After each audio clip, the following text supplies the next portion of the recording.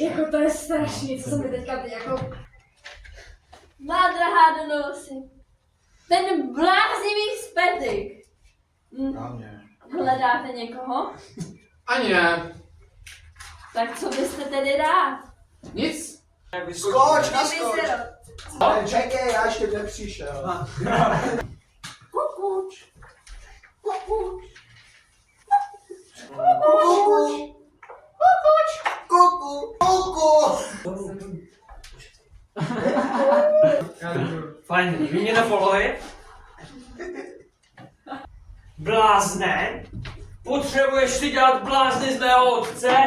Ochu, nemohu si dělat blázny z blázna. Přežijte to. Slyšel jsem! Dobře. Ao! Květinka!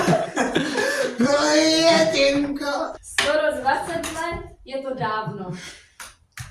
Musíte poslat mého syna, skvělýho, a jeho přítele, pana Charlie Wickhama. Večer znám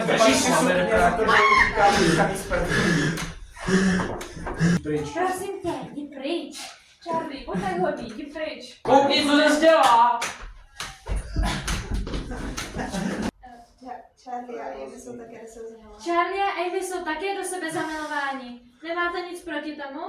Ale kde pak? Já vám to jen chválím. Vy jste tak hodná. Teď potřebujeme jenom ty slova. Teď potřebujeme jenom to svolení, ale muselo by to být písemně. Všichni jste vítáni. Mám to s tebou slečnu Hilájevou. Mám tu slečnu. Tak držte hubu a vyhrajte! Ústřed a máma to takže Jack to říká, Jack to říká. A my si ještě nesedáme, ne? Dono Lucie, budete laskavě nalévat čaj? Byla ráda. Obě dva se Já ani sedím.